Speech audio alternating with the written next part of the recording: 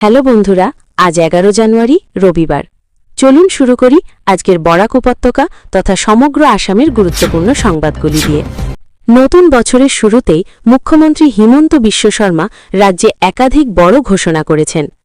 প্রধানমন্ত্রী আবাস যোজনার আওতায় আরও ৩০ লক্ষ দরিদ্র পরিবারকে পাকা ঘর দেওয়ার সিদ্ধান্ত নেওয়া হয়েছে।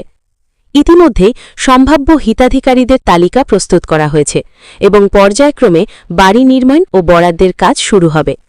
এছাড়াও ১৩ জানুয়ারি বরাক উপত্যকায় মহিলা উদ্যমিতা প্রকল্পের আওতায় জনপ্রতি ১০,০০০ টাকার আর্থিক সহায়তার চেক বিতরণ অনুষ্ঠানে মুখ্যমন্ত্রী উপস্থিত থাকবেন এবং রাজপুর বাগান মাঠে জনসভায় অংশ নেবেন। হাইলাকান্দি পৌরসভার হেড অ্যাসিস্ট্যান্ট শান্তনু দেবের বিরুদ্ধে জাল নথিপত্র ও প্রশাসনিক অনিয়মের অভিযোগে সাময়িক বরখাস্তের ব্যবস্থা গ্রহণ করা হয়েছে। এছাড়া এমজিএনআরইজিএ প্রকল্প বহাল রাখার দাবিতে জেলা কংগ্রেস আগামী ১২ জানুয়ারি অনশন কর্মসূচি পালন করবে। ৬ নম্বর জাতীয় সড়কের লক্ষ্মীছড়া এলাকায় পুলিশের উপস্থিতিতেও লরি চালকদের কাছ থেকে গুন্ডা ট্যাক্স আদায়ের অভিযোগে এক চালকের মাথা ফেটে যাওয়ার ঘটনা ঘটেছে, যা সামাজিক মাধ্যমে ব্যাপক চাঞ্চল্য সৃষ্টি করেছে। তবে শিলচর সৌরাষ্ট্র ইস্ট ওয়েস্ট করিডরের হারাঙ্গাজাও থেকে জাটিঙ্গা পর্যন্ত ২৫ কিলোমিটার মহাসড়ক নির্মাণ কাজ প্রায় শেষ পর্যায়ে পৌঁছেছে। কৃষি খাতে ধানের প্রতি কুইন্টাল সরকারি মূল্য ২৫৬৯ টাকা নির্ধারণ করে কৃষকদের ন্যায্য মূল্য নিশ্চিত করা হয়েছে। ধলাই বিধানসভা কেন্দ্রে গুরুতর অসুস্থ ১১৪ জন রোগীর হাতে মুখ্যমন্ত্রী ত্রাণ তহবিল থেকে আর্থিক সহায়তার চেক বিতরণ করা হয়েছে। এছাড়াও কাছাড় জেলার সোনাই এলাকায় মাদক বিরোধী অভিযানে ৮ কোটি টাকারও বেশি মূল্যের মাদকদ্রব্য উদ্ধার করা হয়েছে। নির্বাচন সংক্রান্ত খবরও এসেছে। মুখ্যমন্ত্রী জানিয়েছেন, আসন্ন বিহু উৎসবের আগেই ফেব্রুয়ারি মাসের শেষের দিকে বিধানসভা নির্বাচনের বিজ্ঞপ্তি জারি হতে পারে এবং ১৫ ফেব্রুয়ারির মধ্যে আসন বণ্টন চূড়ান্ত করার লক্ষ্যে রাজনৈতিক আলোচনা চলছে।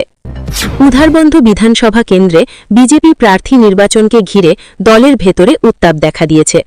পাশাপাশি অগপয়ের সঙ্গে আসন সমঝোতা নিয়ে কোনো সমস্যা নেই এবং কংগ্রেসকে কটাক্ষ করে মুখ্যমন্ত্রী বলেন, প্রার্থী তালিকা ঘোষণার পর সেখানে অন্তর্দ্বন্দ্ব ও মারামারি শুরু হবে। পরিবহন ও প্রযুক্তিতে বড় খবর হল ১৭ জানুয়ারি দেশের প্রথম বন্দে ভারত স্লিপার ট্রেন গুয়াহাটি থেকে কলকাতা রুটে চলবে। রেলওয়ে টিকিট বুকিং নিয়মে ১২ জানুয়ারি থেকে নতুন বিধিনিষেধ কার্যকর হবে।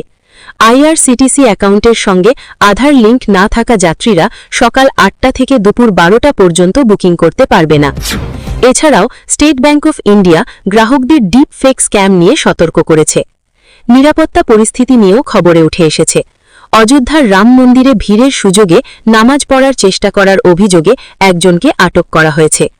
কেন্দ্রীয় সরকার ঘোষণা করেছে ২০২৭ সালে দেশে নতুন জনগণনা শুরু হবে, যেখানে ১ এপ্রিল থেকে ৩০ সেপ্টেম্বরের মধ্যে হাউস লিস্টিং বা আবাসন তালিকা তৈরি করা হবে। আন্তর্জাতিক খবরে ইরানে মুদ্রাস্ফীতি ও অর্থনৈতিক সংকটের কারণে ১৮০টি শহরে গণবিক্ষোভ, সংঘর্ষে কয়েকশো মানুষের মৃত্যু এবং যুক্তরাষ্ট্রের প্রাক্তন রাষ্ট্রপতি ডোনাল্ড ট্রাম্প ভেনেজুয়েলার তেল ভারতের কাছে পাঠানোর সম্ভাবনা উত্থাপন করেছেন। চীনের বিজ্ঞানীরা নতুন সুপার হাইব্রিড ধান উদ্ভাবন করেছেন, যা স্বয়ংক্রিয়ভাবে বীজ উৎপাদন করতে সক্ষম। সবশেষে আবহাওয়ার খবর। আজ বরাক উপত্যকার ৩ জেলায় আংশিক মেঘলা আকাশ থাকবে। ৩ জেলায় সর্বোচ্চ তাপমাত্রা প্রায় ২৩ ডিগ্রি সেলসিয়াসের এবং নিম্নতম ১২ ডিগ্রি সেলসিয়াসের কাছাকাছি থাকবে। এই ছিল আজকের বিশেষ সংবাদ। ভিডিওটি ভালো লাগলে লাইক করুন আর এইভাবে প্রতিদিনের তথ্যপূর্ণ খবর পেতে চ্যানেলটি সাবস্ক্রাইব করতে ভুলবেন না। ধন্যবাদ বন্ধুরা। আগামীকাল আবার দেখা হবে নতুন খবর নিয়ে। জয় হিন্দ।